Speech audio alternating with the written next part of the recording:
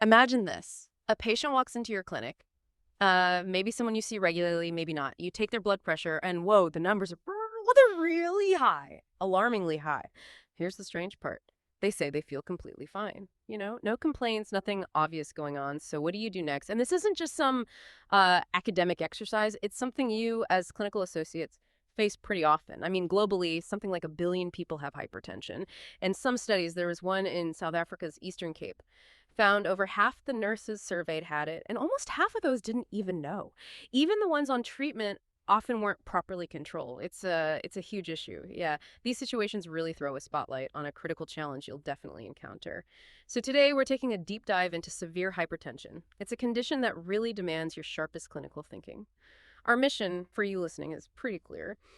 We want to give you a solid, actionable framework, something you can use right away for approaching, assessing, and importantly, confidently managing patients who show up with these really high blood pressure readings. We'll unpack those critical definitions, the criteria that guide your decisions, so you can really tell the difference between, say, severe asymptomatic hypertension, hypertensive urgency, and a true hypertensive emergency. Think of this deep dive as your shortcut to handling these tough situations with more confidence. Okay, so let's jump right in. We've all seen those really high BP numbers, and it's easy to think, well, high BP is high BP. But you're saying there are these crucial distinctions that could literally be life or death. That's exactly right. It's not just about the number itself. What's so vital for you as clinical associates to grasp is that even if the blood pressure reading looks similar across these different scenarios, the underlying problem and what you need to do about it are fundamentally different. Missing that difference, that can lead to really dangerous outcomes. So to get everyone on the same page, let's start with the basics. Just hypertension generally.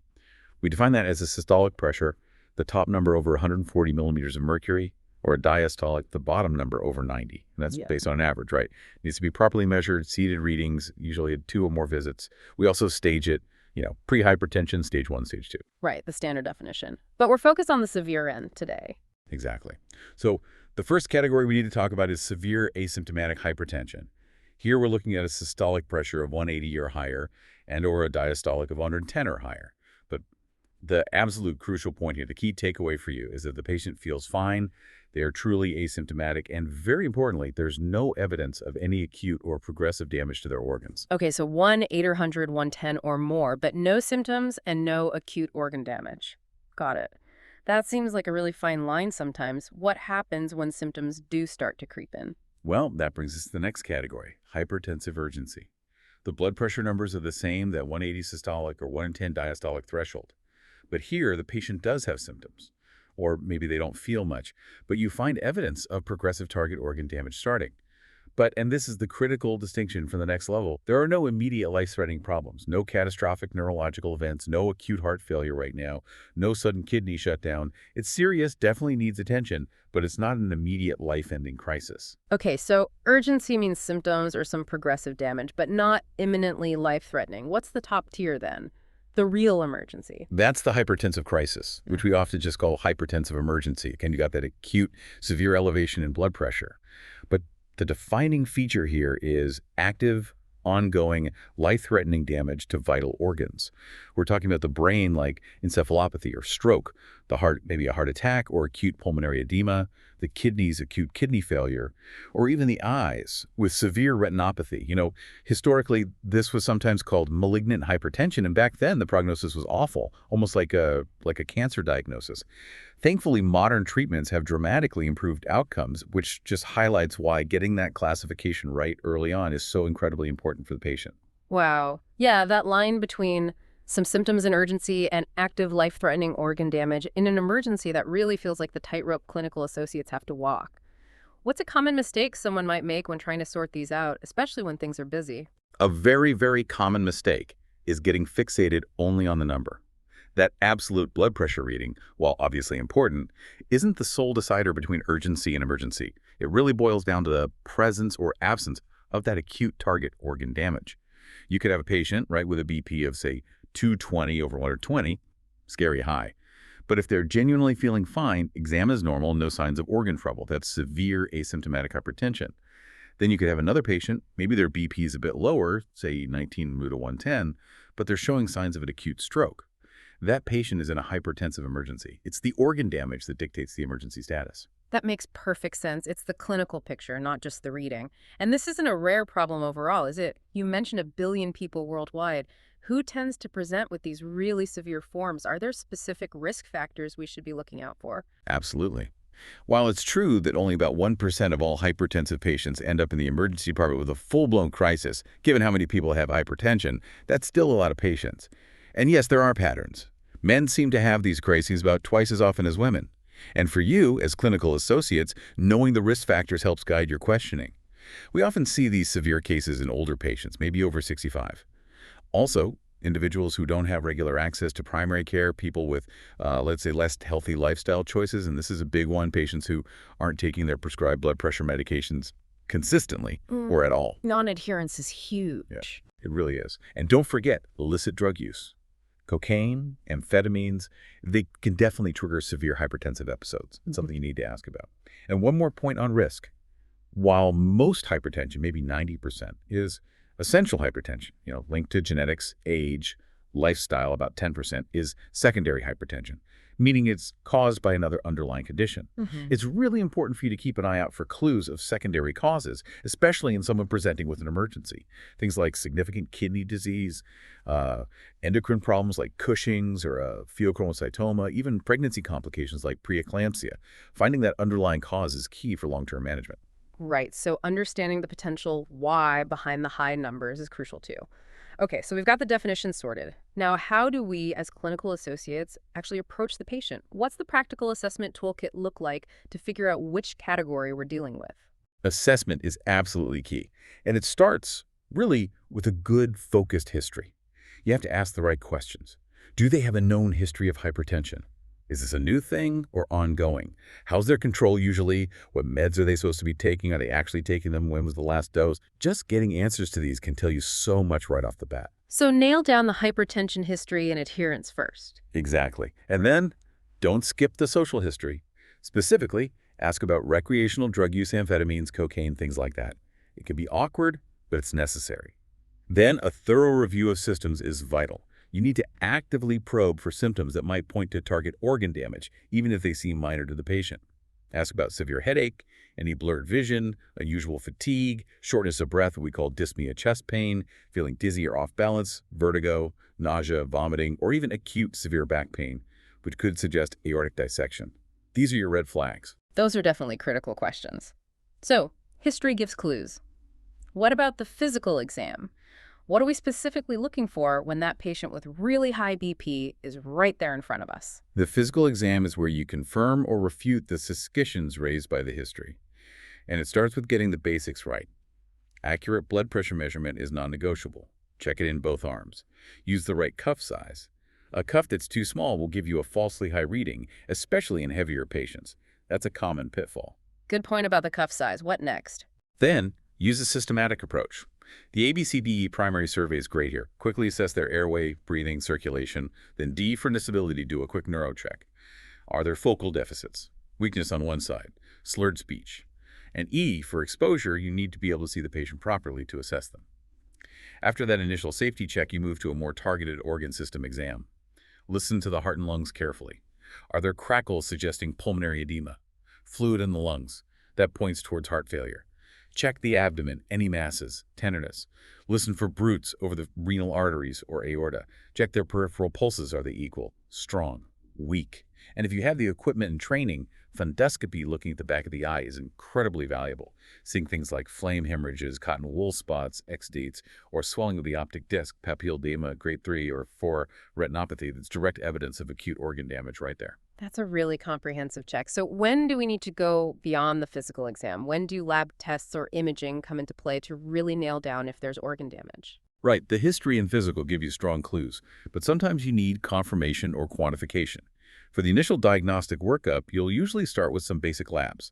A full blood count, FBC, urea and electrolytes with creatinine, UNE-CR. That's crucial for kidney function. A lipogram might be useful contextually, glucose too, and definitely a urinalysis looking for protein or blood. For the heart, an ECG is essential. You're looking for signs of a heart attack, MRI or strain like left ventricular hypertrophy, LVH. If you suspect an acute coronary syndrome, ACS, based on symptoms like chest pain, you'll order cardiac biomarkers, like troponin. Okay, labs and ECG. What about imaging? Imaging depends on the suspected organ system. If the patient is short of breath, a chest X-ray, CXR, is needed to look for pulmonary edema or other causes. If there are any neurological symptoms, headache with concerning features, confusion, focal deficits, seizures, or if you see that severe retinopathy, or if they have significant nausea vomiting, then a CT scan or maybe an MRI of the brain is absolutely indicated to rule out stroke, hemorrhage, or swelling. And see, if we tie it all together, the history, the physical, the labs, the imaging, they aren't just separate pieces of data. They're clues you're putting together. They tell you if you're dealing with just a high number, asymptomatic, or something more worrying, urgency, or genuine life-threatening emergency. And that really leads to the critical question for you as the clinical associate. What pattern of findings makes you say, okay, this needs immediate escalation, this is emergency? It's rarely just one thing. It's about recognizing that constellation of signs pointing to acute organ failure. That's a great way to put it, looking for the pattern. Okay, so we've assessed, we've started to classify. Now, the really critical part, management. This feels like where the nuances really matter, but also where we can make the biggest impact. How do clinical associates manage these different categories? Absolutely. And this is where understanding those distinctions we talked about becomes so practical. Let's start with the most common scenario you might manage initially, managing severe asymptomatic hypertension. Remember, the key principle here is often treat the patient, not just the number. If they're genuinely asymptomatic and you've reasonably excluded acute organ damage, you don't necessarily need to slam their BP down immediately. The typical initial approach: keep them for observation for a bit, maybe an hour or so in a quiet room. Repeat the blood pressure. If it's still persistently very high, say over 101, 110, then yes, you'll likely initiate oral medication, but often as an outpatient. You might start with a combination of 2 oral drugs. Common choices are maybe a thiazide diuretic like hydrochlorothiazide, plus a long-acting calcium channel blocker like amlodipine, or perhaps an ACE inhibitor like enalapril. Key is starting therapy and ensuring close follow-up, usually within a week. Right, so that temptation to get the number down fast, we see it all the time. But the sources really caution against that in these asymptomatic cases, and even in some emergencies. Why is dropping the blood pressure too quickly often a bad idea? That's a really critical point. It comes down to something called autoregulation. Basically, the blood vessels in vital organs, especially the brain and kidneys, get used to functioning at a higher pressure in people with chronic hypertension. They adapt. If you suddenly drop the pressure too aggressively, those adapted vessels can't adjust quickly enough, and you can actually cause harm. You can cause ischemia, meaning not enough blood flow to the brain or kidneys or heart. So paradoxically, trying to fix the number too fast can damage the organs you're trying to protect. So slow and steady often wins the race here. For most situations, yes. Gradual, controlled reduction is the goal. Now, there are exceptions, as we'll see, but generally, caution is key. Now, what about managing hypertensive urgency? This is where the patient has symptoms or signs of progressive organ issues, but it's not immediately life-threatening. Here, the goal is a bit more active, but still controlled. You want to reduce their mean arterial pressure, MAP, that's a calculated average pressure, by no more than 25% over the first 24 hours. And you typically achieve this using oral medications, perhaps amlodipine and enalapril, or maybe atenolol. You'll likely monitor them more closely than the asymptomatic patient. And critically, especially if they have neurological symptoms like headache or dizziness, you need to be reasonably sure they're not having an acute stroke before you start lowering the pressure significantly. An ECG and chest X-ray might also be needed depending on their specific symptoms. Okay, so urgency is a moderate controlled reduction over 24 hours, usually with oral meds. What about the true emergency, the hypertensive crisis? Right? Managing a hypertensive emergency. This is where the stakes are highest. You have active, life-threatening organ damage happening now.